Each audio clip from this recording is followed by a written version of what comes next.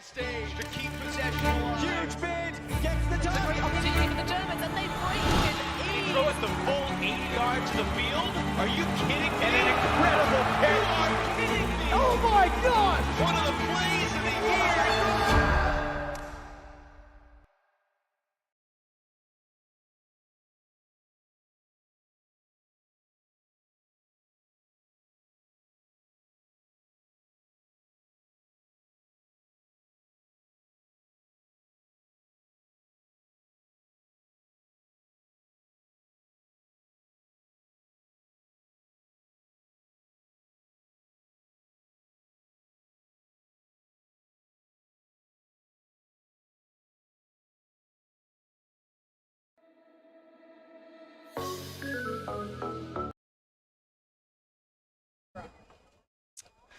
Good morning, Ultimate fans. We're live here at the Iverdent Sports Complex in Edmonton, Alberta at the junior edition of the Canadian Ultimate Championships 2025. My name's Clay Hallett. I'm joined here with Jen Beck. We are bringing you a crossover matchup, sometimes known as a pre-quarter here between Victoria's Dusk and the Greater Fraser Valley from BC, Vortex, in our women's division. Jen, this one's a little bit of a story. What are you excited for this morning? I'm excited for a great matchup here. I know these teams are both very familiar with each other, both coming out of British Columbia, having lots of opportunity to play each other earlier in the season, and I think they're both pumped up for this game. Yeah, this is a rematch of the third placement game of the BC Regional Championships, the qualifier for this tournament. This is the fourth time they will be playing each other, so it is a bit of a rivalry. Dusk has 2 wins under their belt, while Vortex has 1. Talking to the coaches on the sideline, they're friendly with each other. They know each other at this point, but at the same time, they both really want to win. The other games were clean. It was just a spirited competition, but they're definitely frenemies at this point. And I think, being on the stream at Nationals, and you're playing for your life in the tournament right now if you want to continue into that top bracket. So a very meaningful game for teams that really know each other and have that experience against each other. Yeah, absolutely. I think this is a great opportunity to see who can step up with a little bit more pressure on them than they normally have, and get themselves into a quarterfinal matchup later today. See, both teams are huddling up right now for the last little words of encouragement from their coaches before they head out to the field. Weather today in Edmonton, much better than yesterday so far. The wind is slowly picking up at my back as this game is getting started, but it's been pretty calm up until the last 2 minutes or so. So hopefully we'll see a few less floaty discs getting caught up in the wind to start this game, and have some teams having some nice clean offense, tight defense to put the pressure on each other. Yeah, we did see that the conditions here play a big part, and maybe we put on our coaching hats a little too much yesterday, kind of picking apart the strategies we wanted to see from teams. But at this point in the tournament, teams have a chance to regroup. It's very difficult to make changes throughout a day, right? So if you have 3 pool play games like you did yesterday in your team, and you notice in the second game, it's like, wow, we are really not cutting under enough. We're not cutting towards the disc enough to make short passes, and instead we're just throwing it long. The wind's messing with us. We have to adjust that. And you go into game 3, your last game of the day, and you don't adjust. It's just too hard. You've got too much going on. You're tired. Teams have had a chance to, go back to their homes or hotels and regroup, team meetings, and maybe come in today with a fresh game plan. So this is where we really start to see adjustments by these teams at this point in the tournament. Yeah, absolutely. Coming into day 2 as well, there's probably a bit lower on the nerve side in terms of some players might be their first nationals. So they kind of have that time to recognize what they did well yesterday, learn from that, and improve. Both these teams also just will have 2 games today. So they kind of had that added benefit of they have this game, and then depending on how it goes, they'll be going into a quarterfinal either in the 1-8 or 9-16 bracket, but they'll have a bye after this where you can do a little bit of regrouping, kind of strategize on what adjustments they'll need to make into the rest of the day. And it looks like we have Dusk coming out on defense here in the pink on the right side of your camera, and then Vortex will be starting on offense, and they're in the dark purple today. This is an observed game. All of our streamed games are. The observers have been doing a great job in this tournament, coaching players throughout calls and how to discuss them and moving them right along. Typically on the stream field for you fans, players are really encouraged to resolve things quickly, and the observers provide that firm encouragement. Absolutely. Even though it is a stream game, those players still have the option to go to the observers to make a call or not.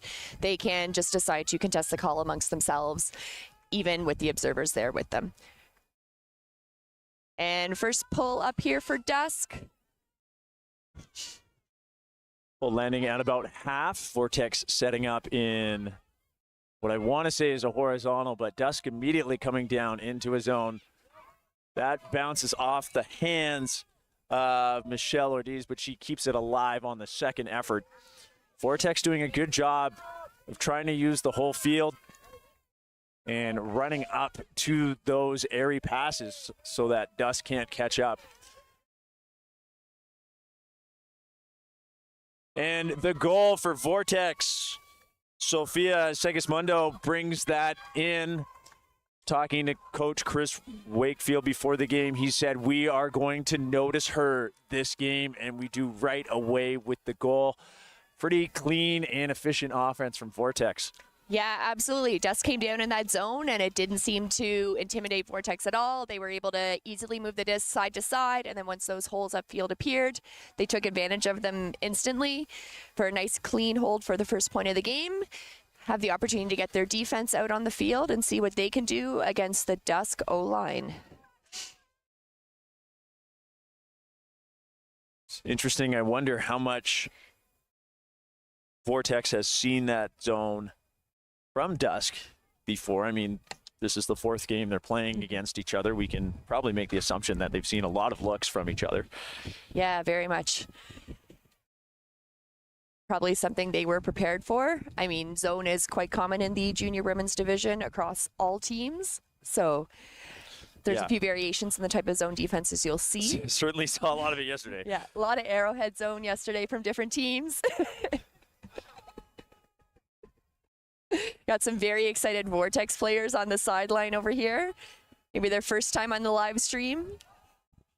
Well, actually, it was interesting at BCUC, so the BC Ultimate Championships, the regional for this tournament. Their 3rd place game was streamed. Oh, yeah. So not their first time on the stream. Doyle receives the centering pass. Also have a zone defense out here from Vortex. Priestman's able to move that around to Russell.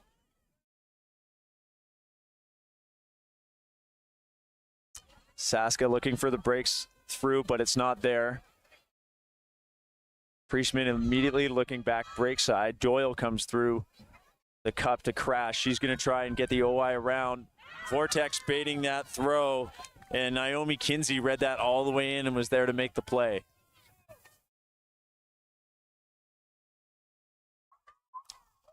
Pancho's pass just a little too far for Amistad. Liv Doyle will pick up. Dusk elects for the dump and swing, gets it all the way across the field to flip the field against this zone. Vortex gets a hand on that, but it's not enough. Doyle reels it in. Dusk bouncing it once again, flipping the field, finds a hole in the middle. Duncan was there. She flips it back to Saska. Doyle directing traffic, wants a lateral cut. It's not there. That stack is pretty far away from the end zone, but off the back, we have a receiver in, I believe that's Victoria Howe with the goal. Stack was pretty far away, but Victoria Howe's cut from the back there was really, really great angle to kind of mitigate that problem. Yeah, absolutely. You saw Doyle looking to call the stack in a little bit closer originally, but once the other handler went up line for her, she was able to easily make that break throw around to the far side of the stack to the open receiver there.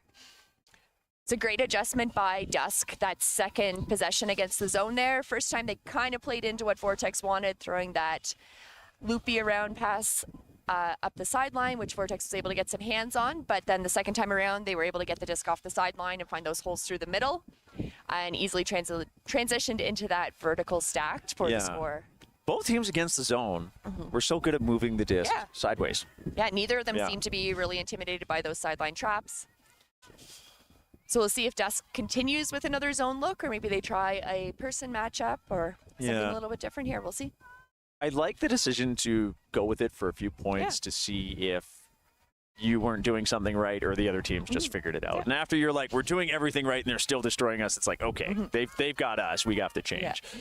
A game like this, where it's obviously two very closely matched teams, it's all going to be about those little adjustments through the game. So Dusk is probably going to try and do a couple little changes within their zone. Vortex is going to change a little bit about how they play against it and see what happens. So Dusk does come down with the zone. They having trouble telling if this is an arrowhead or a cup. We'll see. It does look like an arrowhead. They try and go over the top. That's the throw you want if you're on defense. You want the offense to feel like they need to take those shots. They are low percentage. So Dusk here with the first defensive possession of the game and a break chance. Priestman providing that reset at a high stall count, trying to work with Saska. Instead, they'll go around to Wetmore.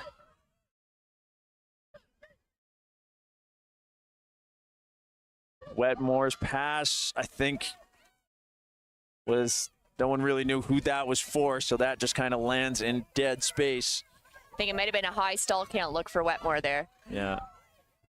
Nenninger playing some give-go with some speed here, but Dusk is able to get that zone back on. They're staying this arrowhead a little bit offset, really allowing Vortex to swing it. Again, baiting this throw, but Dusk caught sleeping. Vortex just standing behind the zone. And now we have this give-go that went a little too go. Not enough give. Not enough give. A little too excited there. I think Vortex kind of got themselves in a 3-on-1 situation, and I mean, Sofia Segismundo trying to use that speed. You love to see it. But got to set those feet and make those passes. Dusk electing to go for the big deep to Hume, but Highwater brings that in. And we have a foul call, uncontested, by Amira Atkinson. It looked like Saska went over her head to make that play. Vortex now 5 yards outside of the end zone. We'll try to go deep. Sigismundo, but that is just out the back of the end zone. lots of exciting plays in this point so far. Lots of exciting Some plays. big hucks, It's trending catches. to, hey, if you keep throwing 30 yards, we're not getting what we want. No.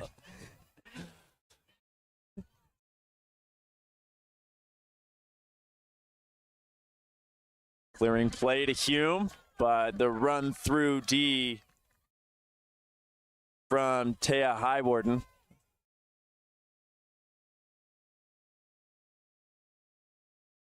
Vortex electing to go with the ISO, and it works. So isolating. See who got that goal, Jen? I didn't quite see. I cannot see the number. They're all celebrating. Everyone at It's Vortex fine. is so excited. We can't see who scored that goal. Think there's some space coming here. Yeah. But that is a hold. Looks like 19. Yeah, Mira Atkinson. There we go. With the goal. Yeah. So a dirty hold, we like to say that is you started the point on offense, you had a few turnovers, but you still got the goal. So we're still on serve here in ultimate parlance. That is to say each team on their offensive points have scored. No one has dropped a point to the opposing team's defensive line yet. And we're at a score of 2-1. I think that last possession there by Vortex, they showed a lot more discipline than they had in their previous. It was very much they set up with that ISO player. The remaining players in the stack gave them space to work so that they could get that open shot early in the stall count. Yeah. Without rushing things too much. It's funny with the coach hat on because after a few turnovers, you're just shouting from the sideline, just let her do it. But it's just so everyone exciting, get out of the way. It's so let exciting. her do it. Yeah.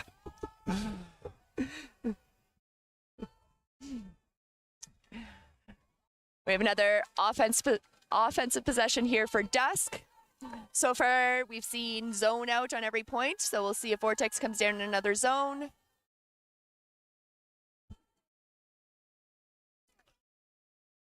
Liv Doyle picks up. She flips that to Zoe Holmes and gets it right back. No surprise to see a zone look. Both teams trying to generate the turnover through math, forcing a lot of throws, and there it is.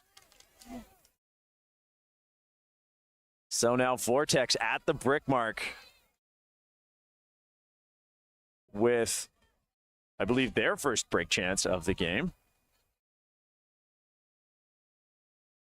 That throw by number 17, Naomi Kinsey, tried to lead to Amandine DeVacron, but that's a tough angle. It is, yeah.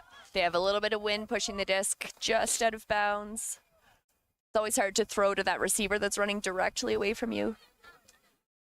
Liv Doyle with the disc, trapped on the sideline here by Vortex. You see the mark has wrapped all the way around, so Doyle is forced to put it up for a sky ball, and getting that back is Kinsey.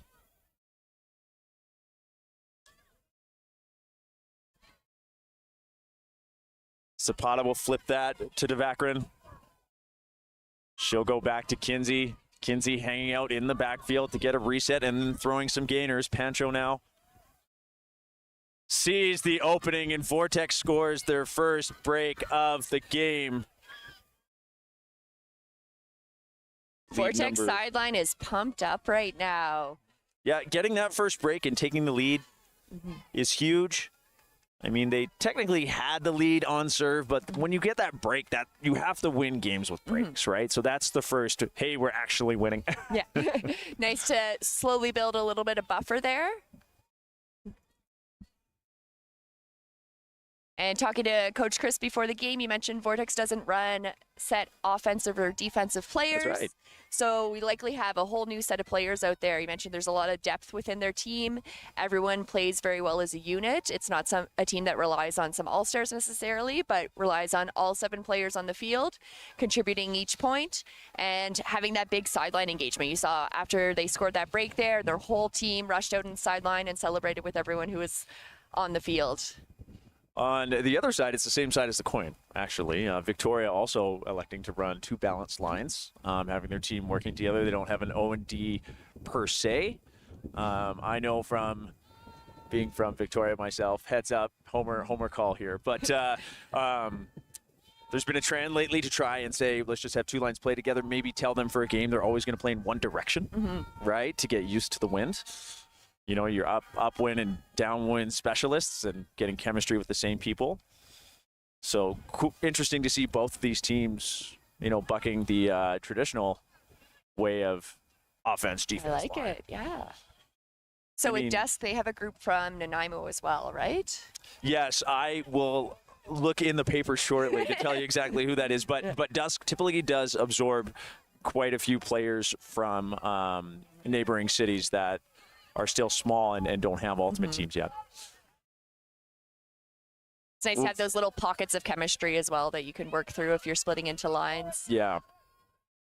So Vortex's zone almost forced a turn there. Dusk got lucky with a tip, and now they're just 2 yards outside of the end zone. Sashka looking for options. She doesn't like the up line. Looks for Hume from the reset from the front. Not quite there. Instead, fighting through everybody is Ava Duncan. There's discussion if there's a pick call. Vortex is discussing it, and I think it was more of a miscommunication on the switch on behalf of the Vortex defenders instead of calling a pick. So good no call. Duncan gets the goal. Score is 3-2. Nice hold there by Dusk. I want to shout out Nora Deach on that point. She got the disc meter or two outside the end zone, had a couple players running away, and instead of choosing to try and throw something really quickly that might have been an awkward catch, stayed nice and calm, found her reset, and so even though she wasn't involved in the stats on that point, I think really contributed to the Dusk score there. This is looking very timeoutish. It is looking very timeoutish, yes. Well, we're just gonna assume a team took a timeout. We don't know who, but we have some time. We can talk about how these teams got to this game today. Vortex was playing yesterday in Pool N, so they had 3 games. They had their first game up against Origine, which was 11-3 loss for Vortex. They had a very tight game with Toro, where they ended up with a 10-9 loss on Universe, and then were able to recoup in their last game with a 15-2 win over Rain. And then Dusk came out of Pool O. Started off the day with a tight game against Uproar and were able to break on Universe to win that 8-7. Second game, also very tight, had another 8-7 win over Nitro. And then their last game, they played Team Manitoba, who was on the stream yesterday, and was a 15-5 loss for them to be second in that pool. So it's a second versus third crossover game to get into the quarterfinals later today.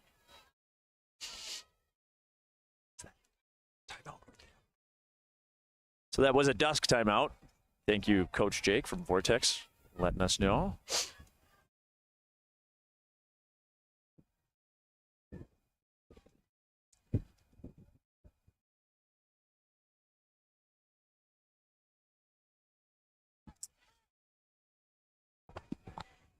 So, oh no, go ahead. I'm just saying we're going to have Dusk coming back out on defense here. They're going to be hungry to try and get that break back that Vortex got against them 2 points ago. Yeah, there's no real advantage on either side of the field with the conditions right now. So although the directions for starting on offense and defense got flipped, it doesn't really matter.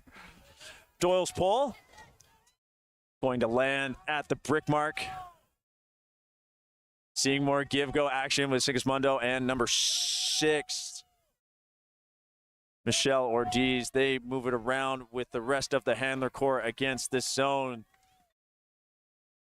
Seeing some clean give-go now. And once they bait that cup over, then can flip the field. Neat strategy here by Vortex. Van Owen was able to reset that to the middle, and the disc moves through. Sigismundo finds a hole, and now Vortex has lots of options. High water, backs it off her hands twice. And quickly jogs back to set up the D here against Dusk. Dusk starting in a horizontal. Kind of deep.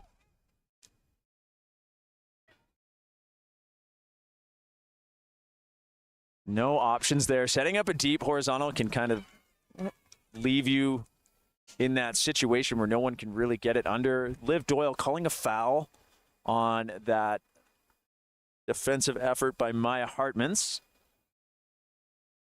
And Hartmans agrees.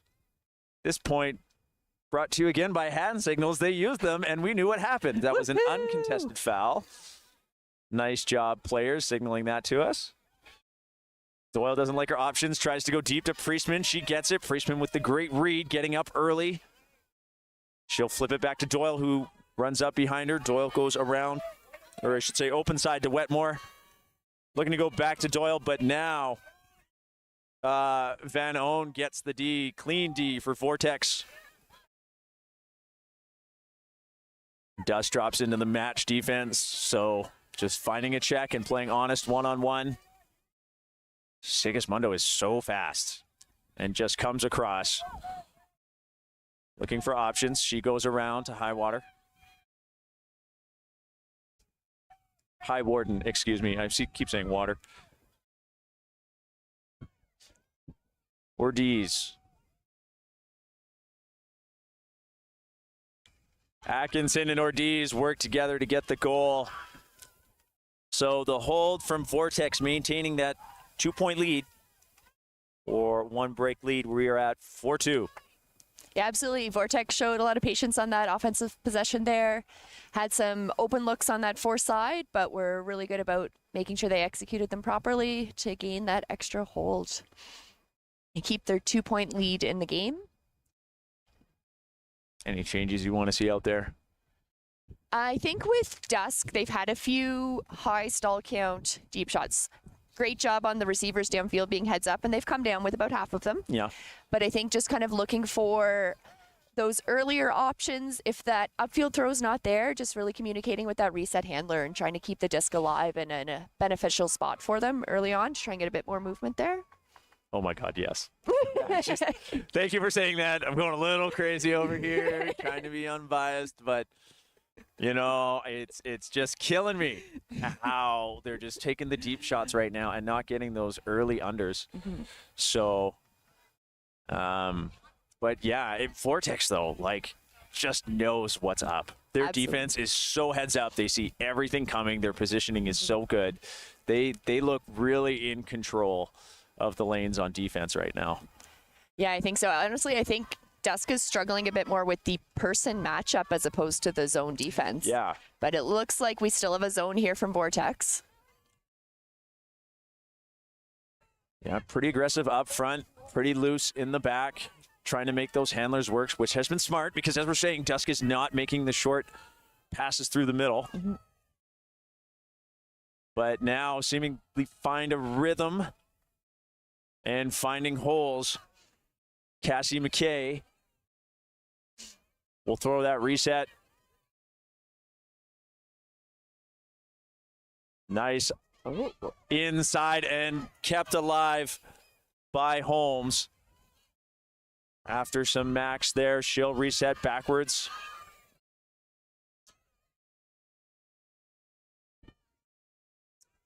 Melvy finds some room through the middle. Vortex drops into a match defense, but that's defended by Cy Tanigan, who then lets loose two Vortex players there. And some great patience. I love that. Great patience by Aisha Ketchinson. Finds Sigismundo for another break for Vortex. The score 5-2. The patience. The patience is there. After getting a big huck and you have someone you just want to dish it to them right away. But Ketchinson showing a lot of discipline. Some could say maturity, just to be like, I'll just wait for you to make a better cut and be wide open. Yeah. I did like both Ketchison and Sigismundo, as soon as the turnover happened, made those eyes to the thrower of like, hey, we're going. Because I originally, I think it was Tanganen picked up the disc and was initially looking to walk away and then saw two receivers busting it deep downfield. So it was a great option to pick up that disc and had a great throw. Yeah. Nice and easy. Receivers ran onto it. Was out where the defense couldn't get to it. Yeah, it was great transition by Vortex. So 5-2. I mean, we can see us presently here can tell you, the viewers, that the energy firmly on the greater Fraser Valley side right now. Vortex has just all of it. Their sideline is pumped up coming up. Dusk is making the effort right now to keep their team in it. They're certainly not, it's not a flat energy or anything like that, but Vortex has got it going on right now. They have the momentum right now. Atkinson's pull will float and stay in bounds. Priestman will pick it up and goes to Wetmore. She and Saska will work together. Priestman, they're moving it. This zone is quick, but Dusk does find the hole. Deach flips that back to Saska. Vortex going into match defense now. This is where we've seen Victoria struggle. Duncan looking for a reset. Didn't like the look to Saska. Ends up finding Hume.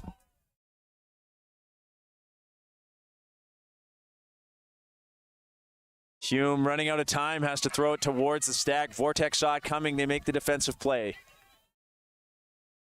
Great defensive positioning by the whole Vortex squad. They were all on that fore side, really making the throwing options hard for the Dusk throwers. Dollywall has Moscati through the middle.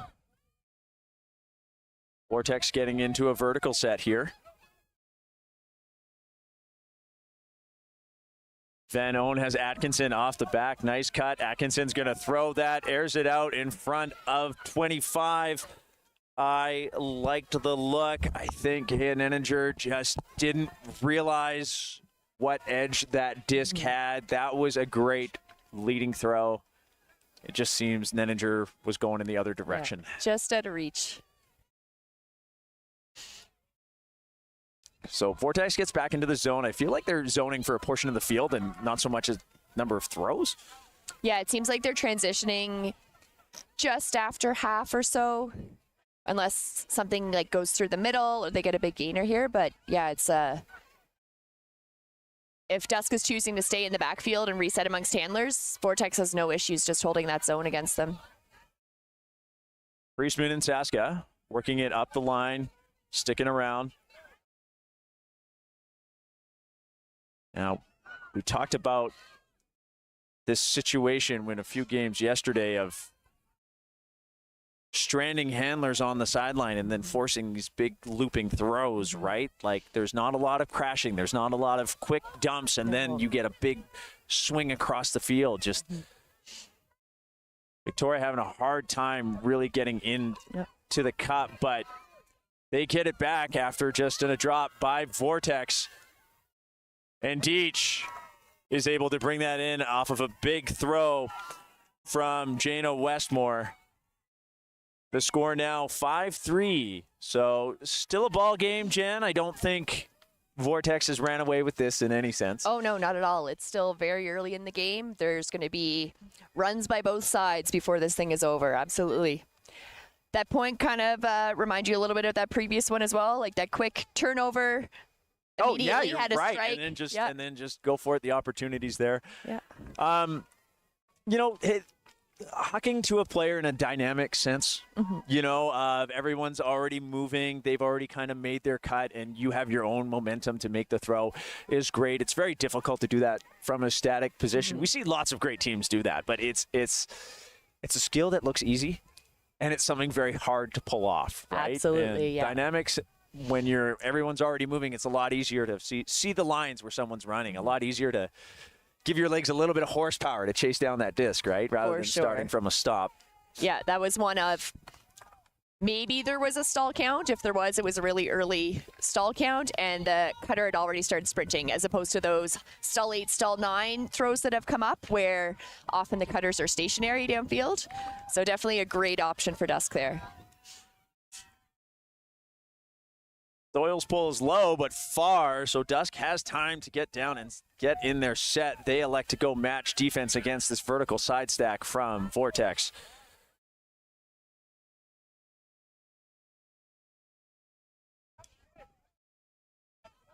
Vortex finding the holes through the middle, checks left alone, and just bounces off the hands of that deep receiver. That was... I think Bassi? I believe that was Bassi, making the effort there. But, yeah, see, shallow field, Vortex in the zone. No crashing. Howe Great makes catch. the great grab, Just but out of she's out bounds. of bounds. But getting over 3 Vortex player, great effort, but having to make that play with that kind of throw, not what Dusk wants to do to find success right now. And Ghosty by Doyle getting her hands up and macking that away from Devakran.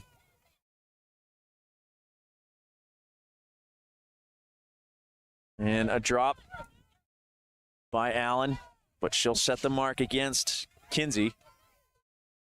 Kinsey asking for cuts, looking for options. A little bit of confusion by Dusk. Pancho's able to run in and get it. She tries to go over the top, but that throw immediately turns over in the wind. She was looking for Bassie in the back, but that had to float, and it didn't. Didn't know. Doyle's really been clogging that underspace against Vortex the last couple of possessions, which has caused a bit more trouble for them than they've seen against the other defensive looks that Dusk has thrown. Doyle goes over to the top. Howe once again bringing it in. Doyle looking for the swing right away. Finds it this time to Russell, and Russell's pass is max, so Holmes can't reel it in. Vortex is now just 2 yards outside of the end zone. Kinsey allowing her team to settle so she can get up to the desk. Vortex seems to set up in an ISO, but it was a little crowded, but it doesn't matter because Bassie just turns on the Jets to get that goal. The score now 6-3. So, okay, this is what's driving me crazy about the zone, and we've seen it a few times. What are you seeing, Clay? What I am seeing is the handler who's standing in the middle of the field. So, sorry, the disc is on the sideline, right? And you're surrounded by a cup. Maybe they've wrapped you. Maybe they're just an honest mark. It doesn't really matter. And the middle handler for Victoria specifically right now is lining up in the middle of the field, right? 20 yards away, parallel, horizontally, and just saying, okay, I'm here. I have no mark. All you have to do is get it past the person who's marking you, and there's other people in the zone, and I'm right here. That is so difficult. It is, right? yeah. And so I'll use the word unfair to the person on the sideline to make them do all that work when all you have to do is that middle handler is run backwards or run at a 45 degree behind them and just change the angle for them. Make it a true one-on-one versus that mark rather than the other people in the cup. And then once you get that pass, don't even look upfield. Just immediately turn sideways, swing it all the way across. Vortex has done this. They have. Vortex this game. is doing They've a great done it job of this. so well, and Victoria's not finding that rhythm right now. And we can see the differences in the offenses right now. Absolutely, yep. That pass gets caught in the wind, so Vortex has a quick break chance here. But speaking of throws not being what you want, that's low. Saska immediately puts that out, but Highwarden is there. Highwarden is there. I'm going to get your name right, Taya. Just give me some time. Highwarden's been getting so many Ds. You should be able to figure this one out by now, right? All of the deep shots going up by Dusk. Highwarden's always there. Yeah. Dusk come down with some of them, but I think Highwarden's winning that battle right now. So Vortex tried to move that very quickly, and they did. That pass that just piped up the sideline. The wind is kind of coming from our backs across the field towards the bleachers, so any throws on that sideline are often pushed out of bounds. It was out of bounds right away, as you can see the disc brought all the way back up to midfield. Saska goes around to Priestman. Priestman over to Binns. River Binns dumps that to Priestman. Priestman looking sideways right away. I like that. See, and that's what I want to see. Vortex did a great job to try and stifle that and left that hole open to Deej. But it's high and bounces off her hands. Dana Van Oen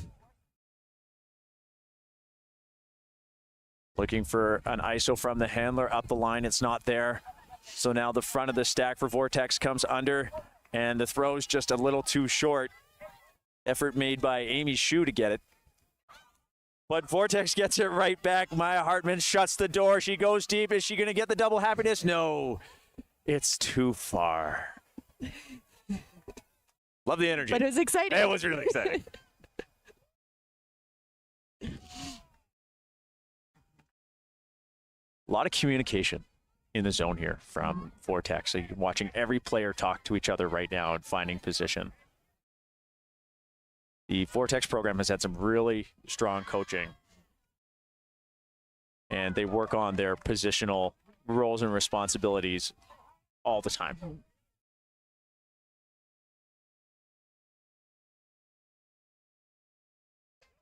Atkinson looking for options. She'll go for the reset. And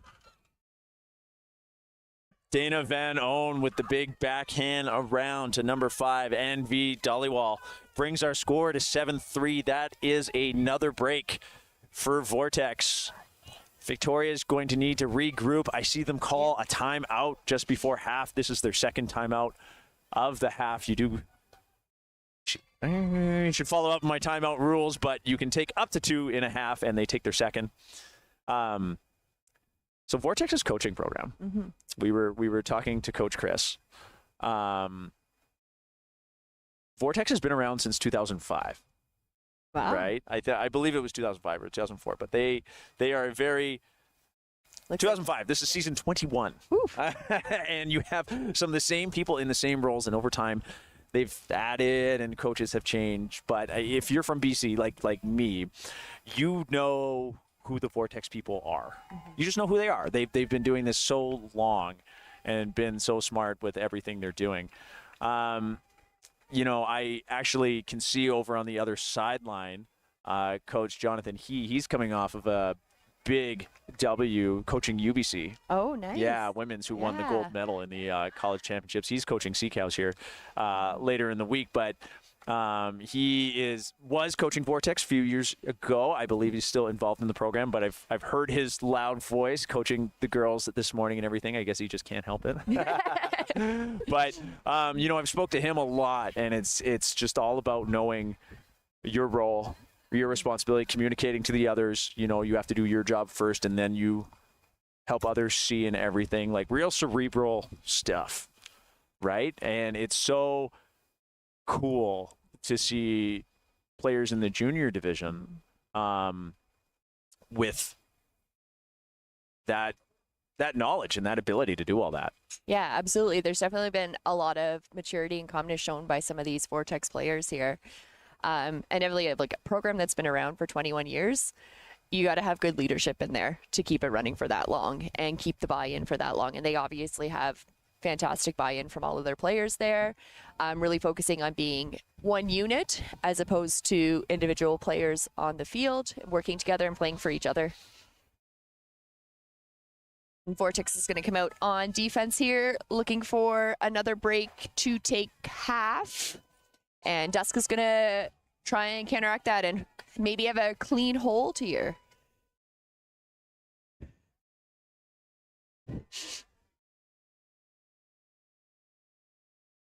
So this pull will go out. And when a pull goes out, it can be brought horizontally across to the center of the field. I'm kind of hoping we see the whiff-diff pull change soon. If those that don't know, the pull changes, if it goes out of bounds, you have to take it from the sideline. Sideline or the brick. Or the brick, not but you don't get to center it in this position. So maybe we'll get that change soon. I do like that option, especially if it's like a little windier. Yeah. You can have that. Well, like I probably can't get it to the brick mark, but if I can like throw it up the side a bit farther down and maybe trap them there, or kind of give that like little decision point of like, ooh, do I want the extra yards or do I want that centering field position? A little bit more to think about. Speaking of field position, Dusk has been doing a great job of this point to move the disc and not get caught on the sidelines. A lot of work here being done by Zoe Holmes. She'll air that out. And Victoria Howe, it's got to be coming down with it once again. Huge play by how. How's to had a get it lot of over those the big pack. catches this game so far, both on offense and on defense.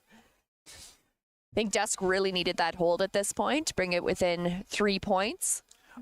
Honestly, at 8-3 half, when you're down with the 3, that is so tough, especially when these rounds are time capped, right? So, yeah, I don't know. It's 1 point. If Vortex gets this point, it's going to be 8-4. In my brain, right? And I don't know if you've shared this same thing. 8-4 seems manageable. 8-3 seems like the game is over. Yeah. And it's only a point. Yeah. 8-4 is very much, we can do that. It's only like 4 points to make up the difference here. Not a big deal. 8-3, you've more than doubled the other team's score already. It's a tough one to mentally come back from. It's so weird, right? Yeah. Like, it's just a point. 1 point at a time, But I mean, this is also Juniors Ultimate, and we've seen a lot of excitement and a little bit of chaos in this in this game so far. So one team going on a run, not out of the question. Yeah. Victoria Howe's catch there was pretty amazing. Victoria let us know that to remember her last name and how to pronounce it, because it's not spelled with the W, they say, Victoria, how did you do that? That's actually in their notes, and just showing us. And yet you missed the opportunity to bring it into the game. That's why I'm saying it now. It was amazing. That's all right. I'm sure there will be another how did you do that play later in the game. Ooh, an unfortunate drop here by Vortex is giving Victoria a chance to break and really get back into this game. Vortex sets up the zone. Wetmore goes around to Saska. Immediately to Priestman. That's what they need to do. Priestman finds a hole in the middle to Wetmore. Wetmore had that movement up the line as Vortex drops into match defense. Deach doesn't like the up the line to Wetmore. But she finds finds Duncan. Saska there for the dump. But looks upfield right away. Would have liked to see her look around, but instead Priestman just goes right up the line. And she'll put that up for Deach. Deach has the read and a break for Dusk. A great read by Nora Deach to bring that in. Absolutely. As someone who is a big fan of the OI Blade, like that throw. You do mean strategically or trust me, guys? Like, it's... I throw that all the time. Strategically or trust me, guys, it's going to work. I know my receiver. Yeah, okay, all right. We'll leave it at that. I mean, it's funny, though. Sometimes you do that. You get the disc, and there's those few players, that one player on the team, they're like, listen, if I get it, and you and I look at each other, here's what's happening. I always make eye contact. Yeah. David Stelk gives me a little bit of a hard time for that, but Yeah. I know my receivers. They will catch those. Ultimate Canada Executive Director Danny Saunders is a big fan of the Bammer. Danny loves my blades. And there's a select few people he will throw that to, the upside down backhand. I've caught one of those from Danny before. Yeah, see? He knows his receiver. That's fine. It was very much I'm putting in the effort for this because I don't want to play defense again catch. See, and that's funny. We were talking about both these teams having, lines where they're not lines. They're just, all the girls are just working together and everything. Whereas, the traditional O-line, D-line thing seems to really play a part in Masters, where O-line is awesome because you don't start on defense. Trying to get somebody who plays that's for old people with no energy, not the junior division. We're here, we're just seeing these players leave everything out there and emptying the tank. And lots of effort today. Hey, it's not always an energy thing. I play Grandmasters O-line and Seniors D-line. Fair enough. Victoria has the match defense here, but they're kind of poachy. And I'm not sure if this is an FSU or a taxi, what it is, but they are now getting the kill call from Coach Shane on the sideline, which means just go into honest match defense. Sigismundo looking for options. Doesn't have any except for the swing. So Victoria did poach in the middle there. Priestman letting her check. Van Oon get it. Van Oon finds Dollywall. And now we're back in his zone? Yeah, you know what? I think it was a slough the more I was watching it. Very active slough. That was confusing. A little like and FSU, it seemed to confuse Vortex too, yeah. Doyle right up the line. It's not there as Vortex sees all the options to cover it, but a great undercut by Deitch. Pick called, though. Might be why she was coming so across. open. Yeah. And she'll send it back. And NV Dollywall will catch up. Picks are illegal in Ultimate. A little too dangerous when you get up to full sprinting speed. Not like basketball. Basketball was my sport before I started playing Ultimate. Oh, wow. Okay. And then once I was getting more into Ultimate, started calling picks in basketball and stuff. Oh. It's like, oh, that's not a thing here, right? Whoops. Dollywall. Showing some patience. Gets the break to Van Owned. And she gets that to Taya Highwarden. Ortiz to Highwarden, bringing it down. We were told to watch her for some great receptions. Uses her height well. Ortiz still up against this poached slough. And not in the end zone, inbounds, but not in the end zone. So Vortex looks for the reset. Ortiz sees an ISO she likes, but that's a long time to look up the sideline. Smartly resets to the middle. Wants it back to get the give-go with Dollywall. And instead is able to find Atkinson with great timing off the back of the stack for a score of 8-5, which will bring us to half. These are games to 15. You know, Vortex, I'd say firmly in control, but like we were saying before, Dusk really needing a few extra points for a safer buffer going into half. Absolutely. I think their coaches should have a couple adjustments they need to make going into the second half to try and go on a little run and put a dent into this Vortex lead right now.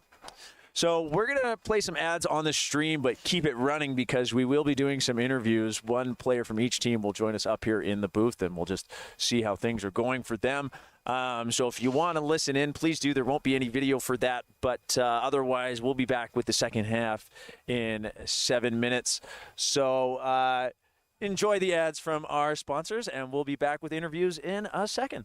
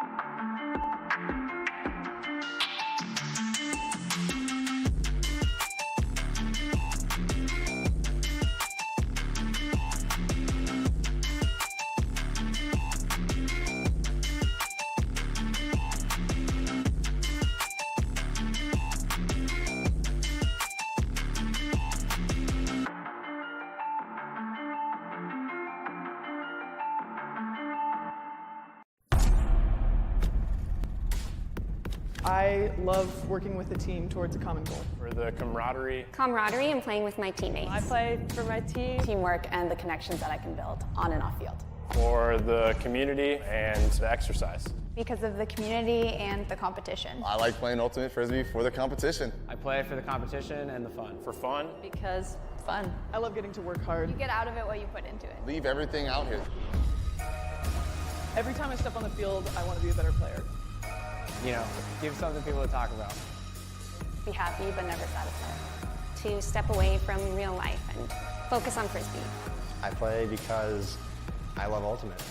Find your drive. Find your drive. Find your drive. Find your drive. Find your drive.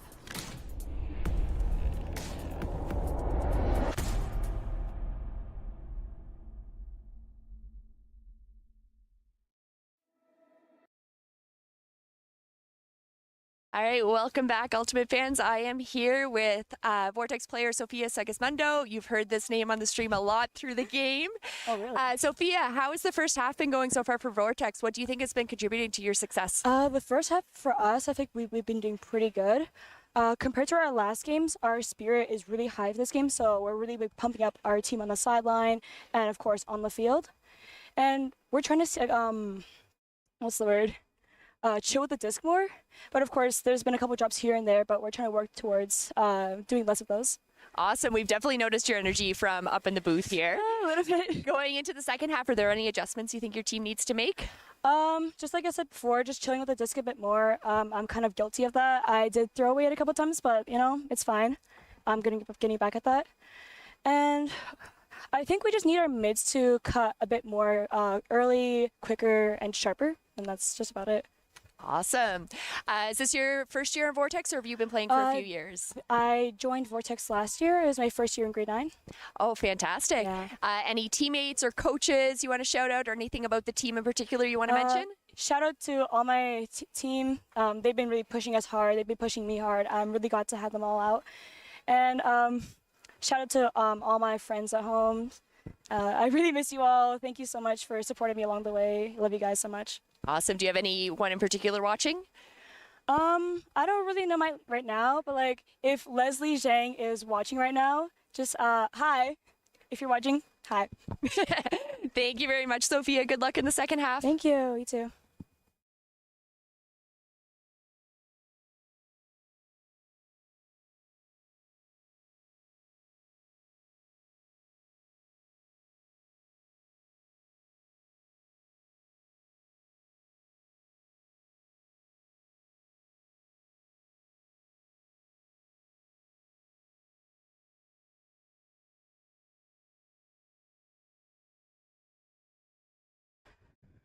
All right, and I'm here with Sophia Priestman from the Dusk team. Sophia, in the first half, how do you think your team has been doing so far? We've been doing good. We got a couple points in there, which is good. I know this is a team we've seen a couple times before, so it's always fun to have a rematch from same province. But overall, I think we're playing pretty solid. Hoping to make a little bit of a comeback in the second half, but overall, solid first half, I think. Excellent. Yeah, you got one of those breaks back right before the end of the half. Sure do you did. have any adjustments your team wants to make going into the second half? I think just looking for the open player, you know, making the good passes, being careful with the disc. Just keep doing what we're doing, fix those simple mistakes, and get it back in the second half. Excellent. I know we've seen you a lot on the stream. Any of your teammates you wanted to shout out, coaches, or anything within the Dusk program you wanted to mention? Everyone's doing super well. I know it's kind of our second year with our women's team, so to do as well as we're doing at Nationals and even make it to Nationals is amazing. Going into BCUC, we didn't even know if we were going to make it, and coming in as the third ranked in the province is pretty impressive, and I just want to congratulate the whole team. We've all done really well, and I think it's great, and I can't wait to keep playing with all these girls. Awesome. I know there was a bet with your coach about your regionals placement. Did you want to talk about that? Oh, yeah. So our coach, Shane, our head coach, one of our head coaches, he said if we placed a podium at BCUC, he'd dye his hair yellow, like our team mascot, the sun. So if you see him with yellow hair, that's why he did it. We've noticed him on this sideline with his hood up a lot, so maybe we can get that tugged down for the second half. Yeah, I'll ask him about that. Fantastic. Do you have anyone watching at home you want to shout out? Just my team from Comox Valley. Yeah, perfect. Awesome. All right. Thank you very much. Good luck in the second half. Thank you so much.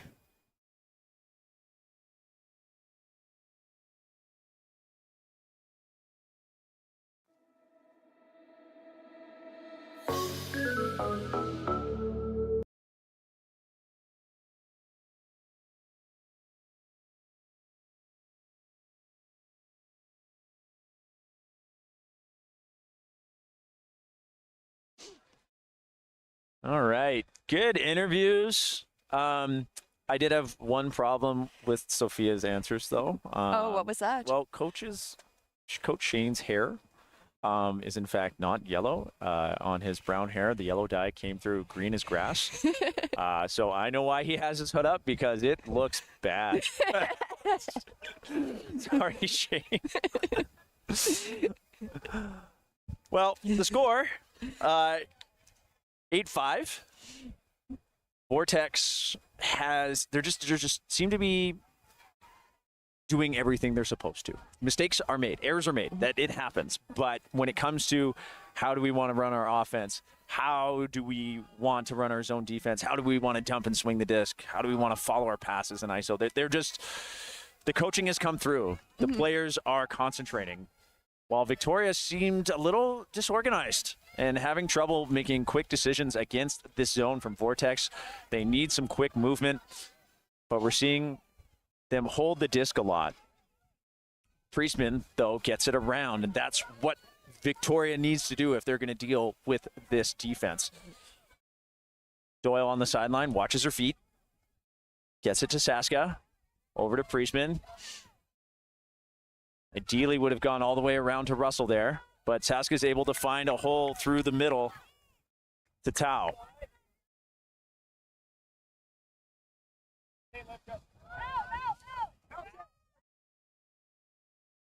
Doyle is able to find Duncan, who flips it back to Doyle. She doesn't like the up line. Instead goes around to Saska. Saska and Doyle will do a give-go. It's not there. Tao making the effort, but Doyle's throw, the wrong edge, fades away from her. I really like the Dusk offense there, though. It showed a lot of improvement from the first half. Twice they got it on this sideline closest to us and then went back to the middle of the field. There is improvement.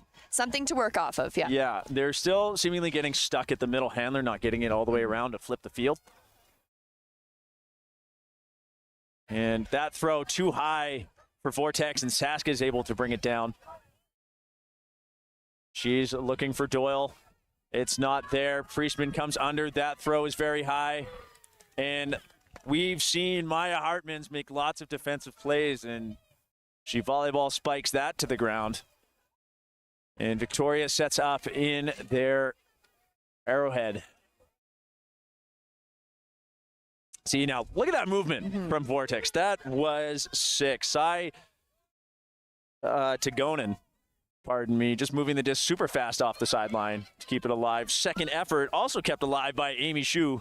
And once again, just off the sideline. It's never sitting there. Vortex so smart on their O. But Victoria Howe getting in to make the play. This is an interesting and unfortunate situation. We're going to see what sort of assessment is made here.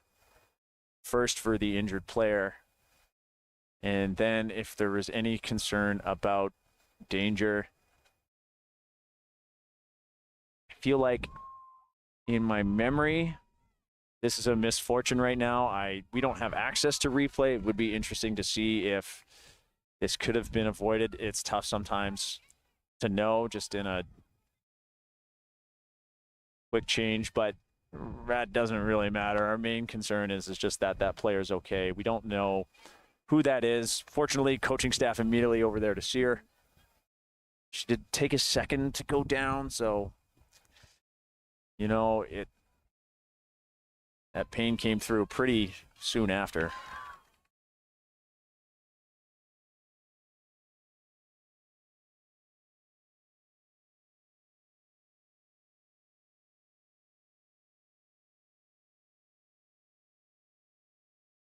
And she is going to get up to her feet with the coach's help.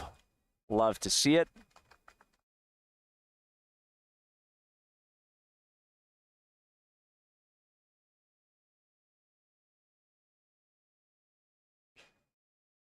I believe that's Sai Tagonen. And she's going to elect to stay on the field because I believe there's a call.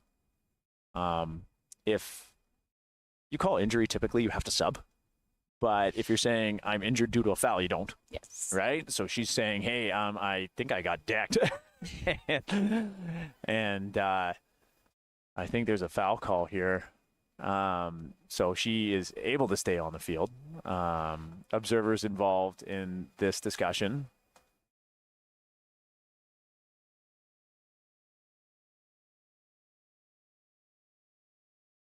They're going to give their assessment, and the throw is going to go back. So it is a foul contest by the look of it. And then coaches of Vortex encouraging her to take the injury after resolving the play. Such a smart thing to do. Shows a lot of heart from side to going in there. Loves, I will stay on the field to resolve this before I sub. And then she gets some assistance. So Vortex retains the disc because that was a defensive play attempt made by Victoria Howe by Dusk there. And we're back in it. Vortex continuing to move the disc quick. They get it off the sideline so fast. This could be tape you could rewatch Vortex to show how you get the disc off the sideline, doing such an amazing job of keeping the disc moving. Look at that, flipping the field right away. Amy Shu moving that up to Hartman. Nenninger finds Taya Highwarden. Highwarden directing traffic. Wants the reset. Gets it. Vortex can't seem to complete the disc back to the middle, though, but there's an open player in the end zone not seen. But they start to work it around. Shu to Nenninger, and the quick flip to Inamano. And Vortex takes that first long point after half. Yes, I believe a break for Vortex. You know, I don't know. I think they pulled to start. I think definitely great conversion by Vortex there regardless. Having that stoppage of your teammate getting hurt, being worried about them, having to go back and like restart that play and being able to maintain possession all the way down the field. I think just about every Vortex player touched the disc on the way down the field as well. So it's good on them to be able to jump back into the game and maintain their focus through that point. You've never been to the Iverdent Sports Complex before. This is a beautiful location, grass fields through and through. Edmonton weather was doing Edmonton weather things yesterday, but today this is kind of overcast with no wind, and it's cool. This is perfect ultimate weather. There's a lot of sponsors and a lot has gone into this tournament. The Edmonton Ultimate Players Association has put together this wonderful event as they have done in years past. You and I were up here 6 years ago. We were. Doing the exact same thing. You know, you can see on the sideline there, we've got Discraft and B Ultimate sponsoring this tournament. B Ultimate, the official apparel partner, and Discraft supplying us with the most important piece of equipment. Which in this junior tournament, there's no spiking. So we're preserving lots of Discraft this tournament. Please return your disc to your scorekeeper at the end of your game. Yes, please do. But we want to thank those official sponsors. And we'll get to all the rest later in the broadcast. But we're off to the races on this next point. And that pull lands out. So Doyle will center it. Doyle will not center it. Doyle will center it. Little confusion if that was in or out of bounds. It was out. The brick is marked on the field, so Doyle knows where to go. I don't think we're really surprised to see this zone look from Vortex. No, very consistent throughout the game. Ooh. That pass gets aired out with the wind, bounces off Doyle's hands, so now Vortex on the doorstep, 5 yards out. Usually go for an ISO, but everybody's cutting everywhere right now. Let's see if they can settle it down. Kinsey has the open side backhand to Pancho. Pancho wants the up line, and she finds it to Haley Zapata. And a quick break from Vortex there. They're high energy. And Dusk high-fiving, trying to stay in it, but we did see a lot of heads kind of hang after that one. A little mental exhaustion with how this is going in the second half. Timeout taken by Victoria. Smart timeout, I would say. It's really hard after a half. You've had all that time to rest and regroup, and then you get scored on quickly. Yes, absolutely. So Some of the other sponsors we have for this tournament, Explore Edmonton, Quick Sit Seating in the Iverden Sports Park themselves have put quite a lot of resource, I'd say, I don't know the word, into this tournament, along with others of Remax, Red Thunder Media, Dave's Diesel Repair, Carl's Jr., River City Events, Snowbird Rentals, the Alberta Film School, True North Scaffold. Thank you, True North, for standing on your scaffolding in Union Hall. It's neat. That is a lot of organization supporting Ultimate. You love to see it. Yeah, I know there's a lot of people involved in the organizing committee that have been on this for well over a year, trying to nail down those sponsors, get everything organized, recruiting volunteers. So there's a lot of work that goes into hosting these big events like this and providing that experience for the players. And if you've been on social media, you've probably seen some photos of the tournament. Lots of teams are doing backflip competitions. We do that at Masters. We just don't publish it. And, you know, those photos are being taken by Ulti Photos, who are offering a discount for if you want to buy any of their photos. With a discount code of CUC 25 disc. So if you're tuning in and you get that, you know, that little discount code drop right there, you know, publish it to your friends. Tell them to buy some photos from Alti Photos because they've done some amazing work and getting some cool stuff for us. Maybe some of these Dusk and Vortex players have some family watching at home and they might be in one of those shots by Alti Photos. And yeah, parents, buy stuff.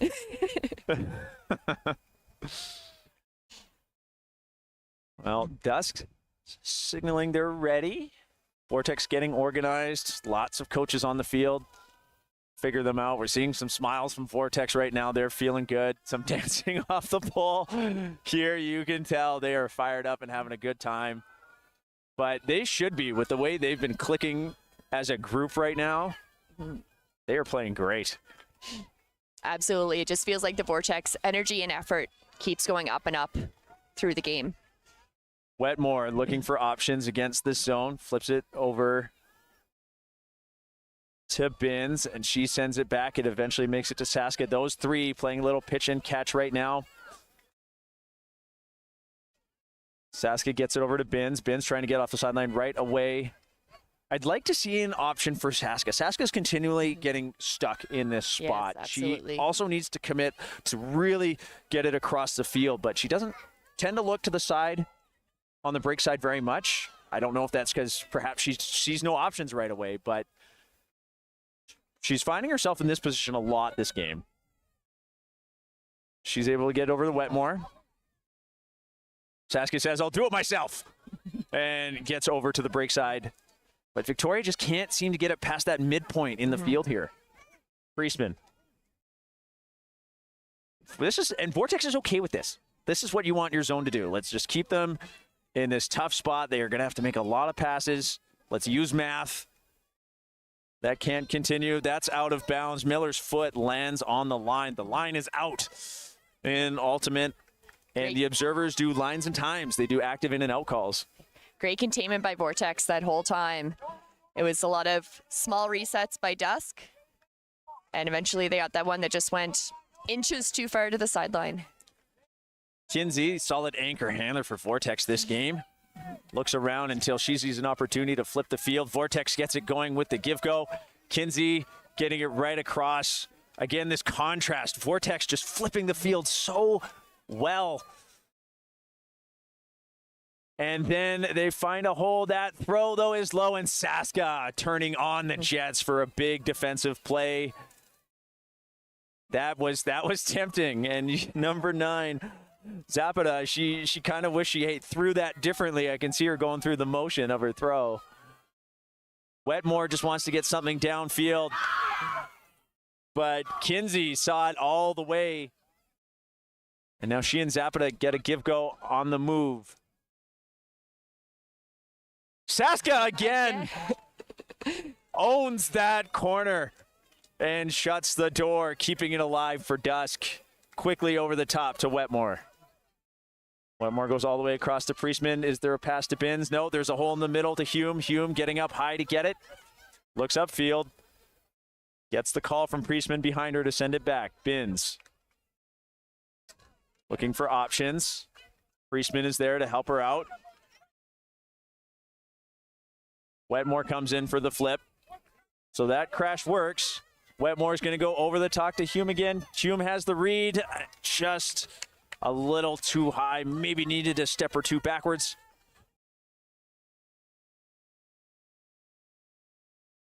Kinsey. Moved that to Zapata, I believe. Amundsen's pass just a little too high and sails out of bounds. So good luck. Lucky for Victoria here. Saska taking her time. Vortex calls the melt into match defense. Wetmore's cut is early. Saska wasn't quite ready for it. She's looking for Priestman. Priestman with the scoop cut up the line. But no continue. Deach trying to get it done. It's too late. Priestman wants the reset. Instead, Saska's going to go up, and it's out of bounds. Saska calls a foul because her arm was pulled down. Jen, I think this was unplayable. It was already out. Yeah, looking at where the disc landed, it was well past that 3-meter line away from the sideline. Yes, Saska looks like there was contact there, but whether that disc was actually catchable in bounds or not is... now you'll see there is a signal for this. If you wave your hand flat over your head, that's signaling like uncatchable. Yeah. And we could see a call like that. Like, I think Saska has a point where, hey, my shoulder, my arm, elbow, something was grabbed. But there was no way that was coming in. Yeah. And I mean, sometimes as that receiver, you get the initial read on the disc, and then when that contact happens, you might lose the disc and not actually see that it had gone over your head at that time. But it looks like it's just going to be a contested call. And that's part of what happens. Players have to agree on what they're going to do. Neither asked the observer for their ruling. They just said, okay, let's just contest it. That's a perfectly acceptable resolution for a game. That's how it works. Priestman will go over the top. And Vortex had many players in the area to make that D. That was Pancho who made the D and stays involved with the handlers. Dusk throws a arrowhead zone on, able to slow down this handler movement for a moment. But Amundsen are able to get it around. Vortex always has someone following the pass. There's always someone available. They just have the legs right now. Yeah, that timing from Vortex, whenever that disc starts moving, they always have players sprinting towards them for that next option, and it really gives them a lot of space for those throws to throw to. We're just not seeing that from Dusk on their offense yet. But another defensive play in the red zone by who else but Saska.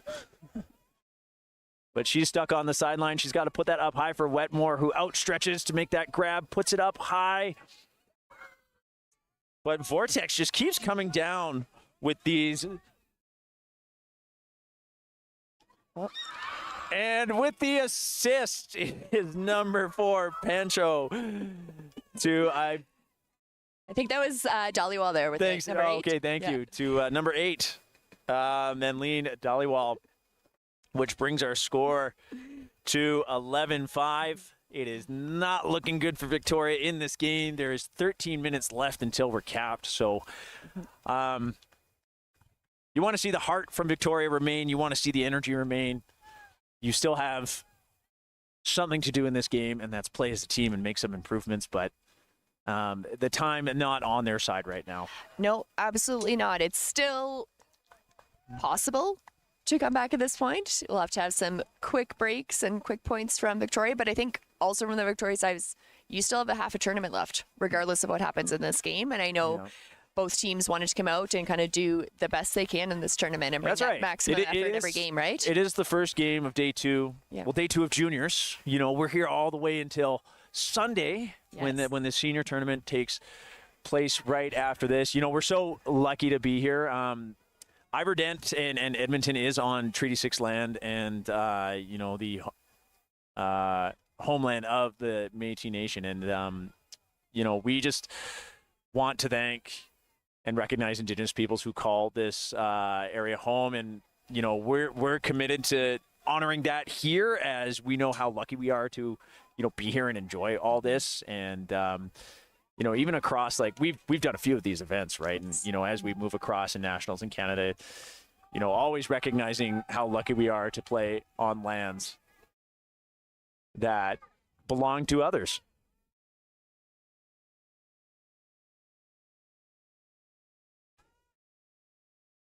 Dusk up against this zone once again.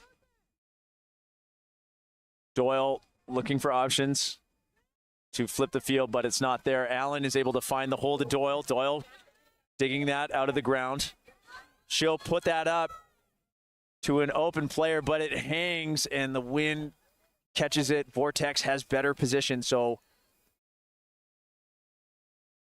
Dusk electing to go with this arrowhead. They call it calzone. Once again, it's a flat mark with ears on the cup where they kind of try and stop the middle. You want a lot of lateral movement, but you got to move quick because if you can't contain the upfield throws, it just falls apart.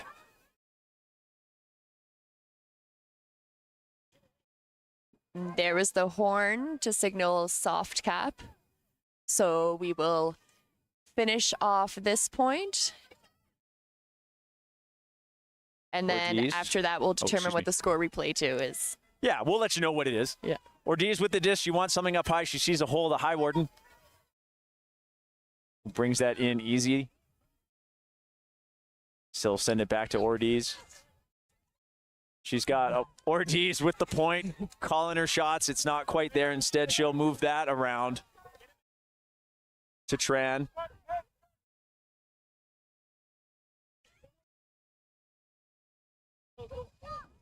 Just out of bounds. I like the technique to get that throw off by Ortiz, but it didn't quite hold that IO edge and sailed the wrong way.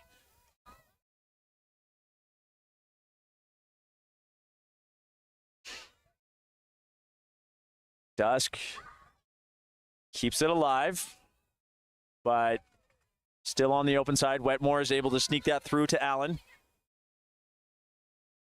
Doyle has a wide open Victoria Howe, who uncharacteristically whiffs on the catch. We've seen her make some big plays this game. It looks like maybe at the last second, the presence of Atkinson threw her off. Good on Atkinson to get in there and make that presence D. Ortiz keeps the edge on that throw that time to really break up the zone from Victoria here, but no follow-up. They're able to reset. Ortiz has some options, finds Tran on the sideline. Oh, good heads up by Doyle. Tran kind of telegraphed that throw to High Warden. Those two talk and realize that.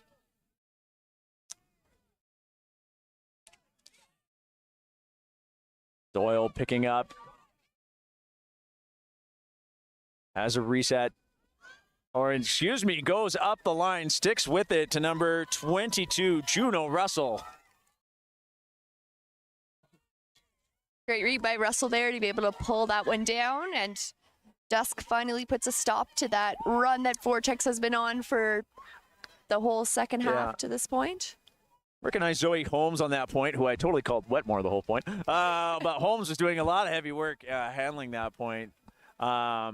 She's really been providing the smart resets to get it through. But all in all, I mean, I'm from Victoria, and I won't keep it a secret that I'm frustrated with the lack of flipping the field and really getting caught on the sideline. And, you know, and while they did get that point, right, it's like, yeah, but you've tried doing that all game, and that's one of how many where you had success, right?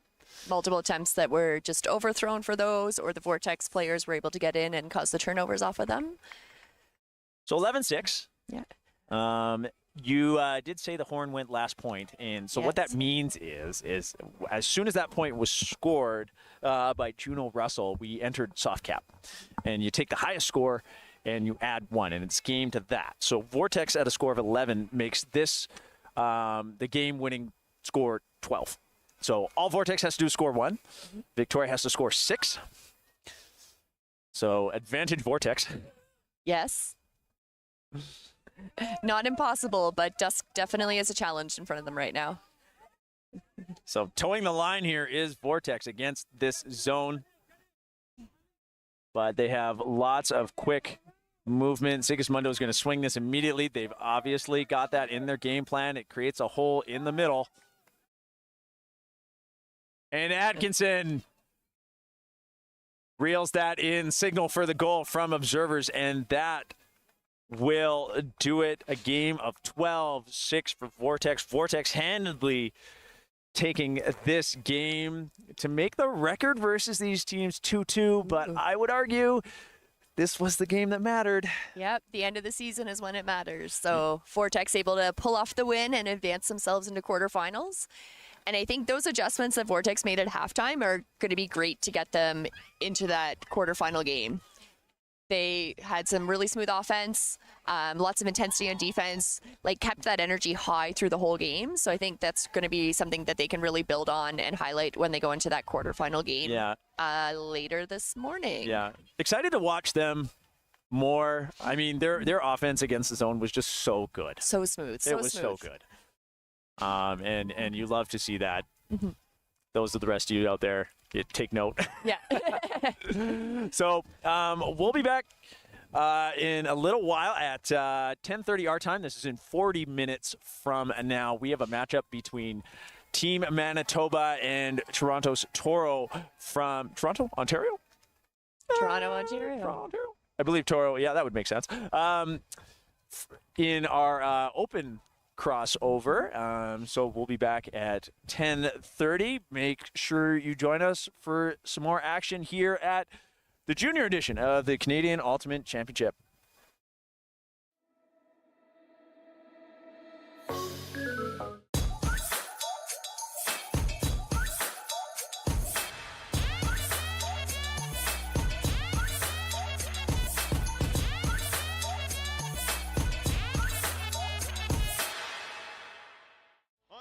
Stage to keep possession alive. Huge bid, gets the touch. Great opportunity for the Germans, and they break it. Throw it the full 80 yards to the field. Are you kidding me? And an incredible catch. You are kidding me. Oh my God! One of the plays of the year.